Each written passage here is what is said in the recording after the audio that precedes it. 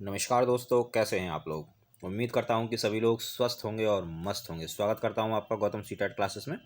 तो चलिए दोस्तों, आज की क्लास की बात करते हैं। देखिए दोस्तों, क्योंकि सीटेट का एग्ज़ाम चालू है, चल रहा है, इस वक्त पूरे महीने ही चलेगा। लगभग 16 दिसंबर से स्टार्ट हो गया था और अभी तक ये चल रहा है। लगभग 15 जनवरी को ख़त्म होंगे, क्योंकि जो एग्ज़ाम छूट गए थे, जो एग्ज़ाम नहीं हो पाए, ऐसी मैं उम्मीद करता हूँ कि 13 से 15 जनवरी के बीच वो सभी एग्ज़ाम हो जाएंगे। तो जिन बच्चों के एग्ज़ाम छूट गए थे वो अपनी तैयारी रखें, उनको एक महीना और मिल गया है एक्स्ट्रा। 13 से 15 जनवरी के लिए तैयार रहें। लगभग इसी डेट में आपका एग्ज़ाम होगा, जितनी मुझे जानकारी है उसके हिसाब से। तो दोस्तों, जब सीटेट का पेपर चल रहा है तो इस टाइम पे जो सबसे बेस्ट चीज़ है वो है प्रीवियस ईयर के जो क्वेश्चन पेपर हैं उनको आप करें।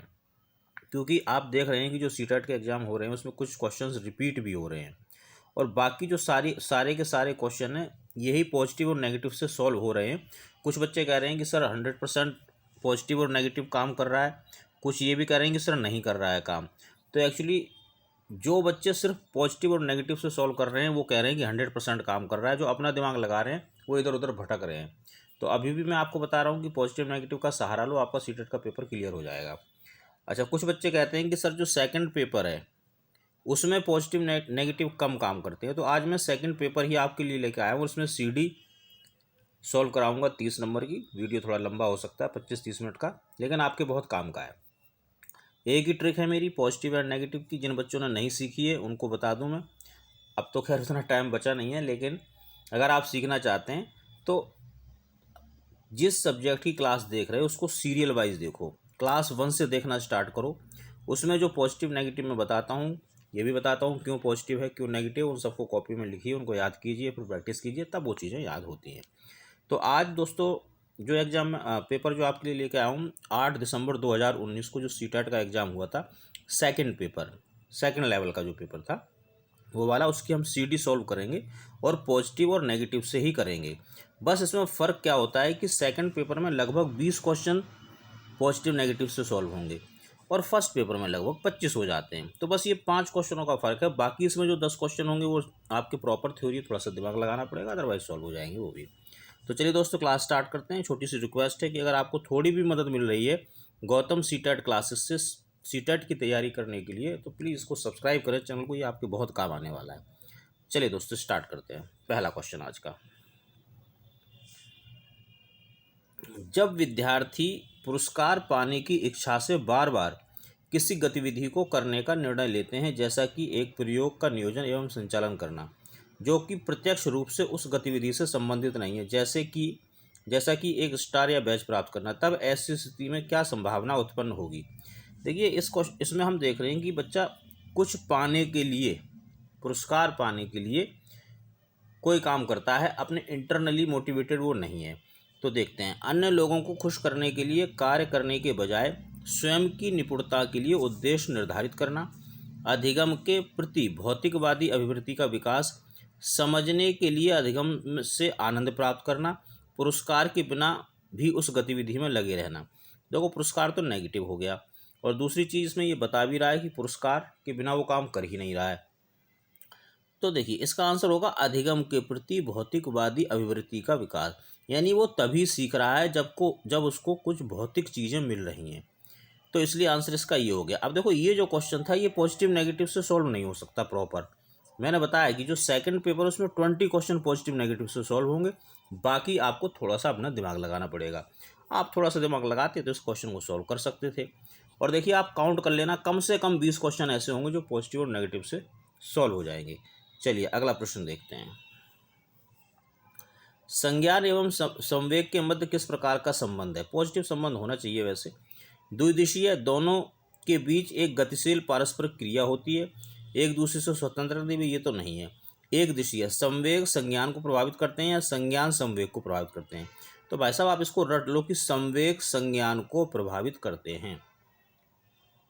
सॉरी, इसका आंसर ये होगा थर्ड, कि संवेग संज्ञान को प्रभावित करते हैं। इसको आप रट लीजिए बिल्कुल, थर्ड इसका आंसर है। तो देखो, ये भी एक थ्योरी का क्वेश्चन हो गया। आप कहोगे सर 2 क्वेश्चन हो गए, अभी तक पॉजिटिव नेगेटिव से तो कुछ हुआ नहीं। तो भाई मैंने बताया ना, 20 क्वेश्चन सॉल्व होंगे सेकंड पेपर में, तो अभी तो 2 ही हुए। अगला देखते हैं। निम्नलिखित में से कौन से कारक अधिगम को प्रभावित करते हैं। विद्यार्थी की अभिरुचि, रुचि पॉजिटिव, विद्यार्थी का सामूहिक स्वास्थ्य, ये भी ठीक लग रहा है, शिक्षण नीति, ये भी ठीक लग रहा है, विद्यार्थी का सामाजिक एवं सांस्कृतिक संदर्भ, ये बिल्कुल पॉजिटिव है। तो भाई ये दो तो होने ही चाहिए। अब अगर ये सिर्फ 4 ऑप्शन दे रखे हैं तो इसका आंसर होना चाहिए ये, लेकिन इसके ये ऑप्शन नहीं है, इसके आगे भी देखेंगे थोड़ा सा हम। ये दे रखे हैं, ये कूट दे रखा है कि भाई कौन सा होगा, तो पहला, दूसरा, तीसरा, चौथा। अब जब चारों ही दे दिए तो इससे बढ़िया और क्या है भाई, कर लो, क्योंकि सब पॉजिटिव लग रहे हैं तो कोई दिक्कत नहीं है। पॉजिटिव नेगेटिव से हो गया। देखो एक सवाल, निम्नलिखित में से क्या ज्ञान के सार्थक संरचना की प्रक्रिया का एक महत्वपूर्ण पहलू है। तो महत्वपूर्ण कौन सी चीज़ होगी जो पॉजिटिव होगी। देखो अब ये प्रैक्टिस सेट है तो उसमें मैं पॉजिटिव नेगेटिव डायरेक्ट बता रहा हूँ, पूरी तरह से नहीं समझाऊंगा। पूरा समझना है तो क्लासेस देखनी पड़ेंगी आपको। क्लासेस देखिए, चैनल पड़ी हुई है, जिस सब्जेक्ट की चाहिए हर सब्जेक्ट की क्लास है।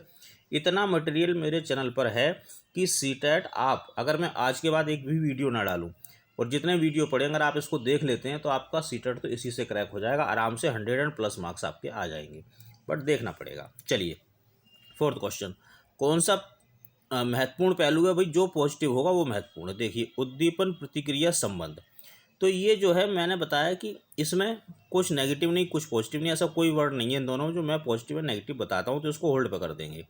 सामाजिक पारस्परिक क्रियाएं, पारस्परिक क्रिया पॉजिटिव, लगातार अभ्यास नेगेटिव, स्मरण नेगेटिव, पुरस्कार नेगेटिव, दंड नेगेटिव। आंसर हो गया ना। देखो पॉजिटिव नेगेटिव से। अगला देखो, बाल्यावस्था की अवधारणा से क्या अभिप्राय है। कुछ पॉजिटिव ही अभिप्राय होगा भाई। चलिए देखते हैं। यह है कि बच्चे शून्य से शुरुआत करते हैं और उनके गुण पूरी तरह से परिवेश के द्वारा निर्धारित होते हैं। यानी कि ये एक तरफा बात कर रहा है, सिर्फ परिवेश की बात कर रहा है। एक तरफा बात हो जाए तो नेगेटिव मामला। यह विभिन्न सांस्कृतिक संदर्भों में सार्वभौम रूप से समान है। संदर्भ पॉजिटिव। समकालीन सामाजिक संरचनावादी मनोवैज्ञानिक के अनुसार यह एक सामाजिक संरचना है। इसमें कुछ नेगेटिव कुछ पॉजिटिव नहीं, इसको होल्ड पर डालेंगे। यह है कि बच्चे दुष्ट रूप से पैदा होते हैं और उन्हें सभ्य बनाना जरूरी है। ऐसा कोई सेंटेंस जिसमें बच्चे की कमी निकाली जाए वो नेगेटिव होता है। तो चलिए भाई अब आंसर देखते हैं इसका क्या आंसर होगा। बहुत ईजी हो जाएगा अब तो मुझे लगता है। तो देखो भाई ये तो नेगेटिव है, ये भी बिल्कुल नेगेटिव है, ये संदर्भ पॉजिटिव है, जिसको आंसर कर दो। देखो भाई ये भी हो गया नेगेटिव पॉजिटिव से। और बच्चे कहते हैं सेकंड पेपर में मुश्किल होता है, मुझे तो कुछ मुश्किल नहीं लग रहा, सब नेगेटिव पॉजिटिव से सॉल्व होगा। निम्नलिखित में से कौन सी मध्य बाल्यावस्था की विशेषता है। अब देखो ये थोड़ा सा फिक्स कर दिया। बाल्यावस्था जो होती है, देखो सीटेट में जो अवस्थाएं होती हैं वो प्याजे के हिसाब से आप लेके चलेंगे हमेशा। बाल्यावस्था वो 2 साल से लेके 11 साल तक बाल अवस्था होती है। इसको उन्होंने क्या किया है कि प्रारंभिक बाल अवस्था एक 2 से 5 साल तक मान लो, ये 5 से 8 मान लो, और ये 8 से 11 मान लो। तो ये प्रारंभिक बाल अवस्था, ये मध्य बाल अवस्था और ये परवर्ती, ये इस तरह से दे रखा। मध्य अवस्था की बात कर रहा है, यानी कि बच्चा जब 5 से 8 साल के बीच होता है। अधिगम मुख्य रूप से संवेगी एवं चालक गतिविधियों द्वारा घटित होता है। अब देखो संवेगी यानी कि सेंसरी, तो ये तो शैशवावस्था में होता है। या देखो ये क्वेश्चन जो है ये आपका थ्योरी का क्वेश्चन है, आपको प्याजे की स्टेज पता होनी चाहिए। ये क्या है, ये फर्स्ट स्टेज है, तो ये तो नहीं हो सकता आंसर। शारीरिक वृद्धि एवं विकास बहुत तेज गति से होता है। शारीरिक वृद्धि एवं विकास बहुत तेज गति से होता है। बहुत तेज गति से तो किशोर अवस्था में होता है, तो ये भी नहीं हो सकता आंसर। अमूर्त रूप से सोचना, अमूर्त भी कब सोचता है बच्चा, जब वो क्या कहते हैं 11+ हो जाता है अगली वाली अवस्था में, तो वो मध्य बाल अवस्था नहीं है। बच्चे तार्किक एवं मूर्त रूप से सोचना प्रारंभ करते हैं। तार्किक या तर्क, ये पॉजिटिव होता है, यही आंसर कर दो। देखो ये भी पॉजिटिव नेगेटिव से हो गया। अगला प्रश्न देखेंगे। परिवार एवं पास पड़ोस बच्चे के समाजीकरण की कैसी एजेंसियां हैं। देखिए आप परिवार याद रखिए, परिवार जो है वो प्राथमिक एजेंसी है। प्राथमिक तो प्राथमिक ढूंढ लेंगे। ये नहीं है प्राथमिक, ये भी नहीं है प्राथमिक, ये भी नहीं प्राथमिक, एक ये प्राथमिक, आंसर आ गया। इससे आसान और क्या हो सकता है। वाइगोस्की के अनुसार जब एक वयस्क बच्चे के निष्पादन के वर्तमान स्तर को सहयोग द्वारा विस्तारित करता है तो इसे क्या कहते हैं। तो भाई अगर वाइगोस्की आपने नहीं पढ़ा है तो मेरे चैनल पे एक प्लेलिस्ट है, थ्योरीज एंड थिंकर्स, इस प्लेलिस्ट में चले जाओ। थ्योरीज एंड थिंकर्स में सीटेट के लिए जितनी चीज़ आवश्यक की ज़रूरत है वो सारी पड़ी हुई है। वाइगोस्की भी पढ़ा हुआ, इसको पढ़ लेना। इसका आंसर है पाड़, यानी कि ढांचा। एक ZPD होता है। अब ZPD क्या है, वो वाइगोस्की के लिए पढ़ना पड़ेगा आपको। यहाँ से लेकर यहाँ तक का स्तर, इस स्तर से बच्चे को इस स्तर तक ले जाने के लिए जिस चीज़ की जरूरत होती है उसको हम बोलते हैं ढांचा, स्कैप फोल्डिंग, उसी की बात कर रहा है। अगला प्रश्न देखेंगे। ये थ्योरेटिकल क्वेश्चन है, थ्योरी के लिए theories and thinkers play list है, आप उसको देखिए, सीटेट आपका उसी से क्लियर हो जाएगा। यानी कि जो थ्योरी की कहानी है वो 90% सॉल्व हो जाएगी आपकी अगर आपने एक प्ले लिस्ट देख ली थ्योरीज एंड थिंकर्स, उसे जरूर देखें प्लीज। नूर विद्यालय में अपना लंच भूल गई और यह कहते हुए तान्या से उसका लंच साझा करने के लिए कहा, तुम्हें आज अपना लंच मेरे साथ साझा करना चाहिए क्योंकि कल मैंने तुम्हारे साथ लंच साझा किया था। तो भाई ये जो है ना, ये शेयरिंग की बात हो रही है। और शेयरिंग क्या है, शेयरिंग एक इज अ गुड थिंग। तो गुड थिंग यानी कि किस अवस्था में है बच्चा, गुड बॉय या गुड गर्ल वाली में, और ये होती है परंपरागत, आदान प्रदान परंपरागत। ये आपको कॉलबर्ग पढ़ना पड़ेगा, नहीं पढ़ा है तो थ्योरीज थिंकर्स में जाओ। और गौतम स्ट्रिक एक प्लेलिस्ट है, गौतम स्ट्रिक, उसमें देखो कॉलबर्ग का बच्चा, इसकी एक ट्रिक मैंने बना रखी है, आपको पूरा कॉलबर्ग याद हो जाएगा और बहुत आसान, जिंदगी भर नहीं भूलोगे, इतना आसान है। समाज में विभिन्न लिंगों के लिए उपयुक्त मानी जाने वाली प्रारूपिक विशेषताओं के बारे में जन सामान्य की अवधारणाओं क्या कहते हैं। एक शब्द आएगा जेंडर रूढ़िबद्धता, कहीं भी आ जाए पॉजिटिव कर लेना, हालांकि ये नेगेटिव चीज़ है लेकिन आप इसे पॉजिटिव करें क्योंकि जब भी ये ऑप्शन में आएगा आंसर बन के आता है। अगला प्रश्न देखेंगे। हाल ही में पाठ्यचर्या में ऐसी कहानियों को शामिल करने के लिए विवेकशील प्रयास किया गया जिसमें पिता घर के कार्यों में लगा रहता है और माता साहसी गतिविधियों को करती है। यह कदम किस लिए है? देखिए, ये जो जेंडर डिस्क्रिमिनेशन है उसको लड़ने के लिए है। यह जेंडर विभेदीकरण को बढ़ाता है, बिल्कुल नहीं बढ़ाया, क्योंकि उससे लड़ने के लिए, तो ये आंसर नहीं हो सकता। यह जेंडर पक्षपात को सशक्त करता है, अगर सशक्त करता तो पिता घर के काम नहीं करता। यह जेंडर रूढ़िबद्धता को समाप्त करता है, बिल्कुल। मैंने कहा ना, जहाँ जेंडर रूढ़िबद्धता आ जाए समझ लो वो आंसर बन के ही आएगा। आपके लिए ये पॉजिटिव है, वैसे तो ये नेगेटिव चीज़ है आंसर। देखो, ऊपर का भी वही आंसर, नीचे का भी वही आंसर। अगला प्रश्न देखेंगे। हार्वर्ड गार्डनर के बहुबुद्धि का सिद्धांत, अगर नहीं पढ़ा है तो थ्योरीज एंड थिंकर्स प्लेलिस्ट में जाइए और उसमें ट्रिक भी दे रखी है, दोनों आपको याद हो जाएगा। तार्किक गणितीय बुद्धि वाले एक व्यक्ति की क्या विशेषताएं हो सकती हैं? चलिए, पैटर्न खोजने की एवं तर्क की लंबी श्रृंखला को हल करने की क्षमता। तर्क यहाँ पॉजिटिव आ गया, वैसे तो आंसर यही है। अब इसके लिए क्या, ये थ्योरी का क्वेश्चन है, फिक्स है, इसमें आप कहाँ इधर उधर जाओगे। ध्वनि ताल वाला ये संगीत वाला होता है, दृश्य ये स्पिटल होता है, और संगीत वाला ये फिर संगीत का ही हो गया। ये आंसर आ जाएगा इसका। इसको आपको पढ़ना है तो थ्योरीज एंड थिंकर्स में जाओ, बहुत सरल तरीके से पढ़ाया हुआ है मैंने। अगला प्रश्न देखेंगे। जीन पियाजे के संज्ञानात्मक विकास के सिद्धांत के अनुसार परिकल्पित निगमन तर्क किस अवस्था में विकसित होता है? तो निगमन होगा आपका फोर्थ अवस्था में। फोर्थ अवस्था देख लो, इसमें कौन सी है, मूर्त संकीर्णात्मक अवस्था, सॉरी मूर्त थर्ड हो गई, आंसर होगा इसका फर्स्ट, अमूर्त संकीर्णात्मक अवस्था। ये पहली है, ये दूसरी, ये तीसरी और ये फोर्थ, तो ये फोर्थ ही इसका आंसर होगा। अगला प्रश्न देखेंगे। के अनुसार बच्चों के चिंतन के बारे में सामाजिक प्रक्रियाओं तथा सांस्कृतिक संदर्भ के प्रभाव को समझना आवश्यक है। किसके अनुसार? देखिए, जब भी सामाजिक और संस्कृति की बात हो तो दो लोग आएंगे, एल्बर्ट बंडूरा और लेवाइगोस्की।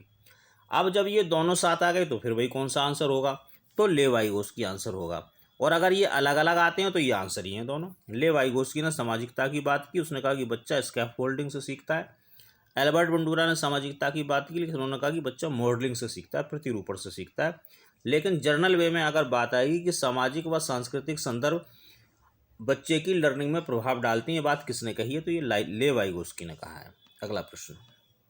पियाजे के संज्ञानात्मक विकास के सिद्धांत में निहितार्थ निकालते हुए ग्रेड 6 से 8 के शिक्षक को अपनी कक्षा में क्या करना चाहिए? भाई पॉजिटिव चीज़ करनी चाहिए, केवल नेगेटिव। तार्किक बहस के प्रयोग को हतोत्साहित करना चाहिए। देखो, तर्क पॉजिटिव होता है लेकिन इसने इसको हतोत्साहित कर दिया तो ये सेंटेंस भी बेकार हो गया, नेगेटिव हो गया। ऐसी समस्याएं प्रस्तुत करनी चाहिए जिसमें तर्क आधारित समाधान की आवश्यकता होती है, तर्क पॉजिटिव। आवश्यकता अगर बच्चे की है तो पॉजिटिव। एक अवधारणा को पढ़ाने के लिए केवल नेगेटिव हो गया।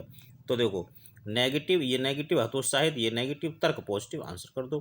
देखो, ये भी पॉजिटिव नेगेटिव से सॉल्व हो गया। बहुत बेहतरीन तकनीक है, पॉजिटिव नेगेटिव आप इसको अपनाओ और सीटेट क्लियर कर जाओ। देखो ये तो ऐसा क्वेश्चन है जिसको पढ़ के ही पता चल जाएगा कि आंसर पॉजिटिव पूछ रहा है, केवल नेगेटिव ही नेगेटिव, ये आंसर हो गया। ये पॉजिटिव नेगेटिव का कमाल है। अब फिर भी मैं पढ़ देता हूँ। सतत एवं समग्र मूल्यांकन में क्या शामिल है? पॉजिटिव चीज़ शामिल है।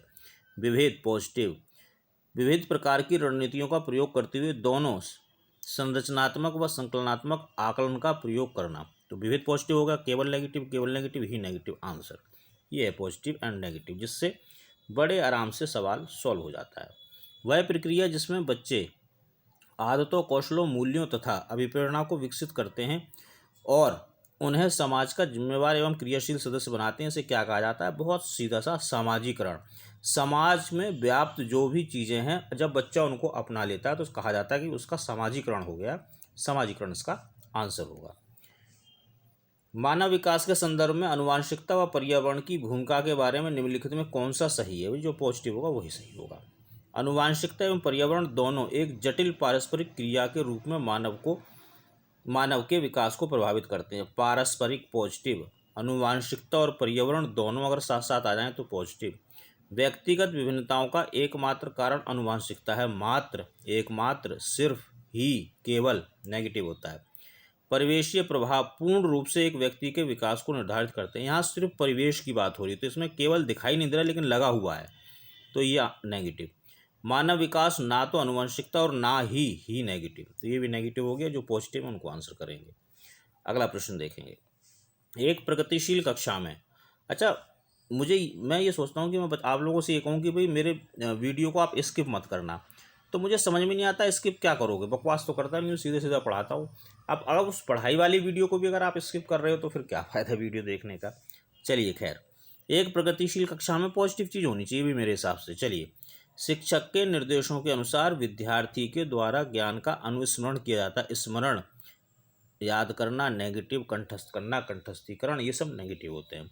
विद्यार्थी के द्वारा ज्ञान की संरचना की जाती है। अगर बच्चा खुद से कोई काम कर रहा है, बच्चा खुद एक्टिव है, तो ये पॉजिटिव चीज़ होती है। विद्यार्थी के द्वारा निष्क्रिय रूप से ज्ञान, निष्क्रिय नेगेटिव, दोहराना नेगेटिव आंसर। अगला प्रश्न देखेंगे। सिर्फ पॉजिटिव नेगेटिव से आंसर कर रहा हूँ। देखो, आपकी कक्षा के एक विद्यार्थी को विभिन्न स्रोतों से बार बार यह बताया गया कि उसके सामाजिक वर्ग के लिए शैक्षिक क्षेत्र में निम्न स्तरीय प्रदर्शन करते हैं। इस रूढ़िबद्धता एवं परिणामिक रूढ़िवादी आशंका के प्रभाव को कम करने के लिए एक शिक्षक को क्या करना चाहिए? पॉजिटिव चीज़ करनी चाहिए। टीचरों को क्या करना है? पॉजिटिव चीज़ करनी, नेगेटिव नहीं करनी। विभिन्न सामाजिक वर्गों के रोल मॉडल से संबंधित कहानियाँ व उदाहरणों को प्रस्तुत करना, उदाहरण प्रस्तुत करना पॉजिटिव होता है। और अगर लिखा हुआ उदाहरण देना तो नेगेटिव होगा। इस प्रकार के सरोकारों को अनदेखा करना चाहिए। सरोकार पॉजिटिव होता है लेकिन इसने कर दिया इसको अनदेखा, तो अनदेखा नेगेटिव, तो ये खत्म हो गया। अभी तक तो आंसर ये है। इसका और ऑप्शन देखते हैं।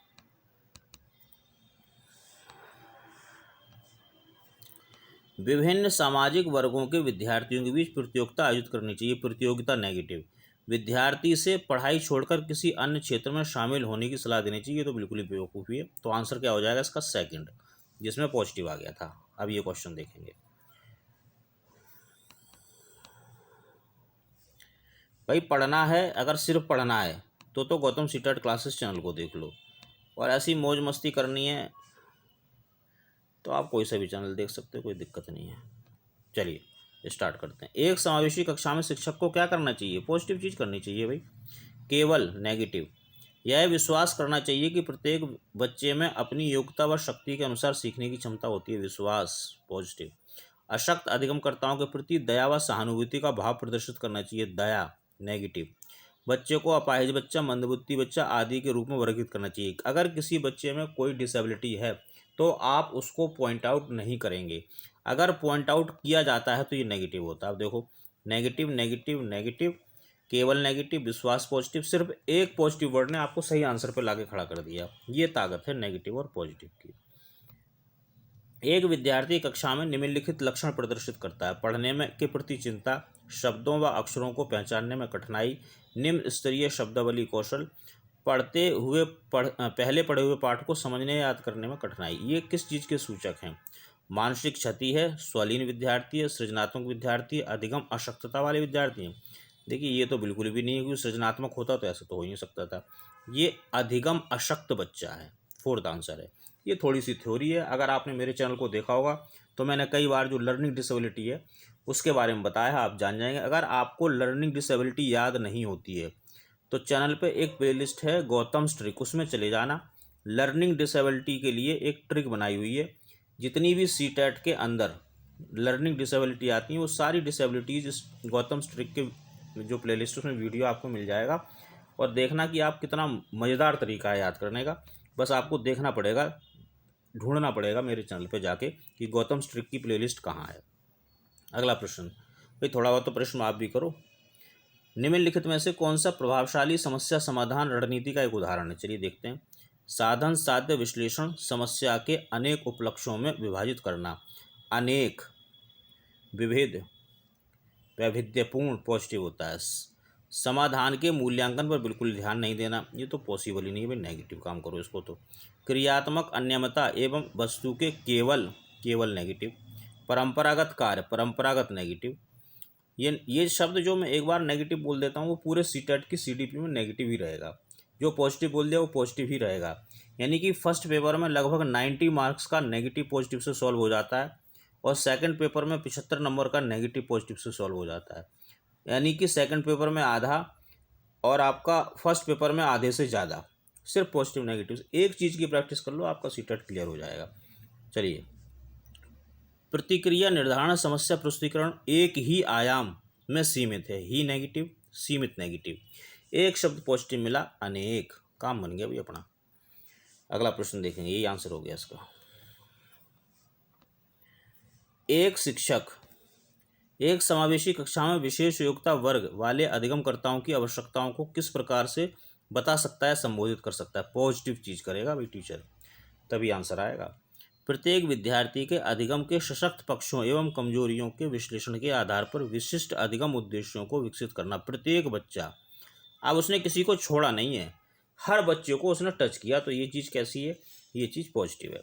आकलन के लिए paper pencil test, paper pencil test negative. रटना नेगेटिव, अभ्यास नेगेटिव। विद्यार्थी को निर्देश देना कि एक रूप तरीका यानी कि एक तरीका नेगेटिव, दो तरीके नेगेटिव, तीन तरीके नेगेटिव, अनेक तरीके पॉजिटिव। अत्यधिक लिखित गृह कार्य नेगेटिव, नकल करना नेगेटिव, दबाव डालना नेगेटिव। आंसर हो गया ए। नेगेटिव पॉजिटिव से भाई आप समझ लो कि सीडी में 20 क्वेश्चन बिल्कुल सॉल्व हो जाएंगे, कोई दिक्कत नहीं होगी। और पैडा तो सारी उसी से होती है। अब कल वीडियो डालूंगा तो एसएसटी का डालूंगा, आप एसएसटी में भी देखना, उसकी भी जो पैडा है बिल्कुल नेगेटिव पॉजिटिव से सॉल्व हो जाती है, कोई दिक्कत नहीं होता। एक शिक्षिका अपने कक्षा में सृजनात्मक विद्यार्थियों को किस प्रकार प्रोत्साहित करेगी? पॉजिटिव चीज करके। विद्यार्थियों को जोखिम लेने एवं चुनौतियों का सामना करने के लिए हतोत्साहित करना नेगेटिव।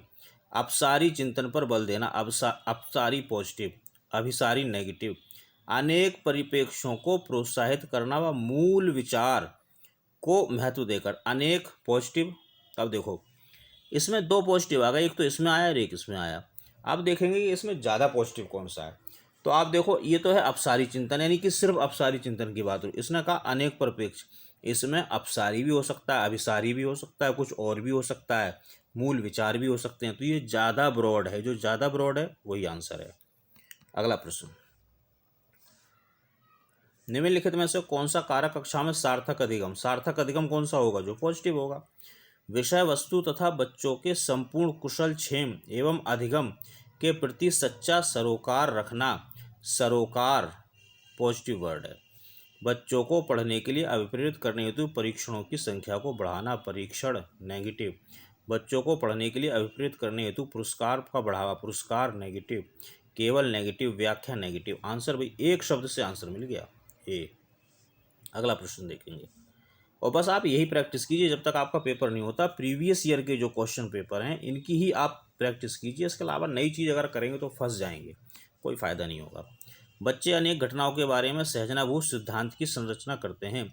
इस पृष्ठभूमि में एक शिक्षक को क्या करना चाहिए? पॉजिटिव चीज़ करनी चाहिए भाई। बच्चों के इन विचारों के लिए डांटना चाहिए, डांटना नेगेटिव, दंड देना नेगेटिव। संवाद के द्वारा बच्चों की इन अवधारणाओं को चुनौती देनी चाहिए, इसको थोड़ा होल्ड पर रखो। बच्चे के इन विचारों को खारिज कर देना, यानी कि आप महत्व नहीं दे रहे हो, नेगेटिव। सिद्धांत नेगेटिव, अनदेखा नेगेटिव। अब ये देखो, संवाद पॉजिटिव वर्ड के द्वारा बच्चों की इन अवधारणाओं को चुनौती देनी चाहिए। वैसे तो आंसर ये होगा क्योंकि संवाद पॉजिटिव आ गया, लेकिन थोड़ा समझ लो, कुछ बच्चे कन्फ्यूज होते हैं। यानी बच्चा अपने साथ जिन अवधारणाओं को लेके आ रहा है, जो अनुभव लेके आ रहा है, वो जरूरी नहीं है कि सही हो, लेकिन बच्चों को कैसे बताएंगे? संवाद करो, उसके साथ बातचीत करो। जैसे एक एग्जांपल देता हूँ, छोटा बच्चा ये समझता है कि जो साड़ी पहनता है वो आंटी है, जो सूट पहनती है वो दीदी है। ये बच्चे की एक अवधारणा है, उसने अपने दैनिक जीवन में अपने अनुभव के आधार पर बना ली है ये धारणा। तो क्या ये सही है? ये तो सही नहीं है। तो बच्चे से संवाद करना है, बातचीत करना है कि बेटा हमेशा ये बात ठीक नहीं होती है, आंटी का मतलब ये है, दीदी का मतलब ये है। तो बच्चा इस चीज़ को समझ जाएगा। तो संवाद जरूरी है, पॉजिटिव आंसर। अगला प्रश्न देखेंगे। निम्नलिखित में से कौन सी शिक्षण अधिगम के लिए एक प्रभावशाली प्रणाली नहीं है? कौन सी नहीं होगी भाई? नेगेटिव। तो नेगेटिव ढूंढ लो। दिए गए ज्ञान को दोहराने पर ध्यान, दोहराना, याद करना, रटना, नकल करना, ये नेगेटिव होते हैं। अंतर्दृष्टि पॉजिटिव, प्रयोग पॉजिटिव, परिचर्चा पॉजिटिव, संवाद पॉजिटिव, ये रही भाई। दोहराना नेगेटिव था आंसर। बताओ क्या मुश्किल काम है? अरे पॉजिटिव नेगेटिव सीख लो भाई, इतने दिनों से मैं कह रहा हूँ, सीख लो सीख लो सीख लो, सीटेट क्लियर हो जाएगा। शिक्षक कक्षा में पढ़ने में ध्यान ना देने वाले बच्चे को बच्चे से किस प्रकार का व्यवहार कर सकते हैं? पॉजिटिव व्यवहार करना भी बच्चे के साथ।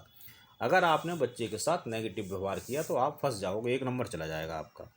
उसे गृह कार्य नेगेटिव, बच्चे को कक्षा से बाहर, ये तो दंड हो गया, ये भी नेगेटिव। पूरी कक्षा के सामने उसे डांटना, डांटना नेगेटिव। क्या बचा? इस बात उससे बात करना, बातचीत पॉजिटिव, तथा उसकी अरुचि का कारण जानना पॉजिटिव। आंसर कर दो, ज़्यादा क्या सोचना। चलिए अगला देखेंगे। संरचनावादी उपागम बताता है कि डैश ज्ञान की संरचना के लिए अत्यंत आवश्यक है। ये देखो, एक फिक्स उपागम की बात की है संरचनावादी। ये जो संरचनावादी लोग हैं, ये विद्यार्थी के पूर्व ज्ञान को बहुत अधिक महत्व देते हैं। तो ये आंसर हो गया।